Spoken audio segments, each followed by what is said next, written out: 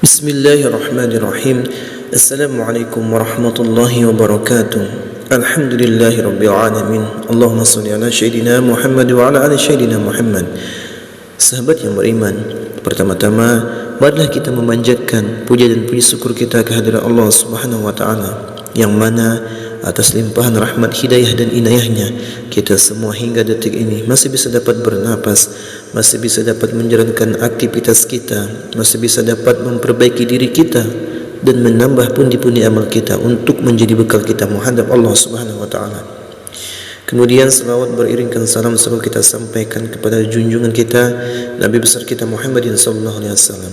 Sahabat yang beriman, dalam kesempatan ini kita akan mengulas tentang rahasia seseorang bangun di sepertiga malam. Seorang yang suka atau sering terbangun di waktu pukul pagi adalah suatu kebetulan, ataukah bukan orang yang bangun tidur di jam 2 hingga jam 3 pagi memiliki hal-hal lain yang luar biasa yang ada di luar dirinya? Ternyata orang-orang yang suka bangun pagi jam 2 sampai jam 3 pagi, di mana ternyata mereka bukanlah orang sembarangan, mereka dibangunkan oleh malaikat. Artinya, menurut Islam mereka memiliki suatu keistimewaan. Pernahkah Anda bertanya, mengapa akhir-akhir ini sering terbangun antara jam 2 hingga jam 3 pagi? Tahukah Anda jika hal tersebut sebenarnya mengandung maksud ataupun fenomena spiritual tersembunyi?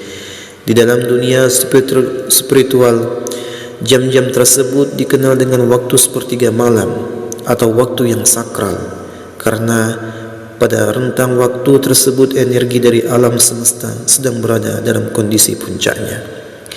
Sinyal-sinyal energi alam semesta pada jam-jam tersebut sangat jernih dan tenang, karena minim dengan gangguan yang berasal dari energi, aktivitas dan pikiran manusia. Berikut ini adalah beberapa keistimewaan orang yang suka bangun antara jam 2 hingga jam 3 pagi. Yang pertama, kembali dari perjalanan spiritual.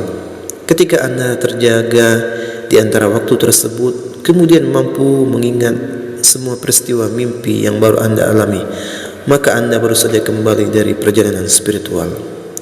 Anda mimpi yang dikategorikan sebagai perjalanan spiritual ini sebaiknya tidak diabaikan begitu saja, karena biasanya banyak membawa maksud ataupun petunjuk dari alam semesta.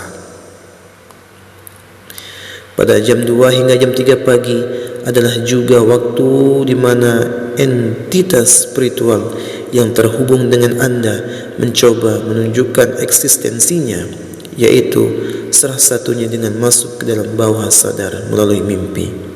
Entitas spiritual yang terhubung dengan Anda bisa berupa makhluk halus yang menempel khodam, pendamping ataupun korin dari leluhur Anda. Makhluk-makhluk halus ini juga bisa membawa Anda dalam perjalanan spiritual. Namun ketika mereka gagal untuk menyusup ke dalam alam bawah sadar Anda, maka Anda akan mengalami yang dinamakan dengan tindihan atau sleep paralysis. Gagalnya entitas gaib untuk masuk ke dalam alam bawah sadar Anda dikarenakan pada saat itu tubuh Anda mengeluarkan semacam aura pelindung, sehingga mengakibatkan berbenturan energi yang membuat tubuh menjadi kaku dan tidak bisa bergerak. Tujuan dari makhluk halus masuk ke dalam mimpi selain untuk menunjukkan eksistensi juga menjadi media bagi mereka untuk berkomunikasi, seperti untuk memperingatkan, memberi petunjuk dan lain-lain. Kemudian yang kedua, diangkat derajatnya oleh Tuhan yang Maha Kuasa. Ketika hidup Anda sedang berada di dalam keterpurukan dan Anda mencari jawaban melalui doa serta ibadah, kemudian pada jam hingga jam 3 pagi Anda sering terbangun dengan sendirinya, maka artinya akan segera datang solusi dari penguasa alam, yaitu Allah Subhanahu wa taala. Doa yang sering Anda panjatkan kepada Tuhan pada dasarnya merupakan suatu bentuk energi positif yang dilepaskan ke alam semesta. Ketika energi positif tersebut terkumpul kemudian mendapatkan vibrasi serta waktu yang tepat, maka akan kembali lagi kepada Anda. Gelombang energi positif yang masuk kembali ke dalam inti spiritual terkadang akan sedikit mengacaukan frekuensi gelombang fase tidur, sehingga hal inilah yang membuat anda akan terbangun tanpa sebab antara jam 2 hingga jam 3 pagi. Energi positif yang masuk ke dalam inti spiritual anda akan menjadi suatu bisikan nurani. Bersama dengan saripati alam semesta akan menunjukkan jalan keluar atau solusi dari permasalahan hidup anda. Seseorang yang bisa bangkit dari keterpurukan atau masalahnya, bisa dikatakan orang tersebut telah dinaikkan derajatnya, terutama derajat dalam spiritualnya. Namun yang jelas, saat rentan waktu jam hingga jam 3 pagi, energi positif yang masuk kembali ke dalam inti spiritual kita, ia akan menjadi suatu bisikan nurani dan bersatu dengan alam semesta. Ia akan menunjukkan jalan keluar atau solusi dari setiap permasalahan hidup kita. Pada akhirnya, kita akan bisa bangkit dari keterpurukan ataupun dari setiap masalah. Hal ini bisa dikategorikan seseorang yang telah dinaikkan derajatnya oleh Allah Subhanahu wa taala, terutama derajatnya dalam masalah spiritual. Yang ketiga, memiliki doa yang mudah terkabulkan. Tentunya hal ini berlaku bagi mereka yang terbangun kemudian melanjutkan dengan sembahyang seperti berdoa, tahajud, meditasi ataupun ritual keagamaan lainnya. Kemudian yang berikutnya, ketika anda menjalin komunikasi atau doa dengan Tuhan pada jam hingga jam 3 pagi, maka sinyal-sinyal doa anda akan dapat terpancar dengan lancar dan jernih tanpa ada banyak gangguan seperti pada siang hari. Untaian doa anda akan menyatu dengan hawa murni alam semesta, atau dengan kata lain cepat diterima dan dikabulkan oleh Allah Subhanahu wa taala. Seseorang yang kerap berterikat pada sepertiga malamnya akan sangat berpeluang untuk menemukan nur ilahi di dalam batinnya, sehingga dia akan menjadi orang yang selalu penuh dengan kedamaian dan ketentraman. Jika sudah mencapai pada kondisi seperti ini, maka tidak hanya doanya saja yang akan mudah dikabulkan, akan tetapi juga kata-kata dan ucapannya seringkali akan jitu dan menjadi kenyataan. Kemudian yang keempat, memiliki malaikat pelindung yang aktif. Pada jam-jam tersebut, batas antara dunia manusia dengan dunia spiritual atau gaib sangatlah tipis sekali, sehingga seringkali dipakai oleh para entitas gaib untuk menyeberang ke dunia manusia.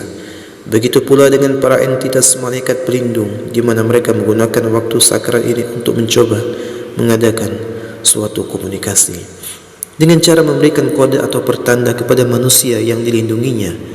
Kode dan pertanda malaikat pelindung pada umumnya menampakkan diri berupa angka-angka kembar tertentu. Jadi, ketika anda terbangun di sepertiga malam dan melihat angka kembar pada jam atau layar HP, maka carilah makna yang terkandung dalam angka tersebut.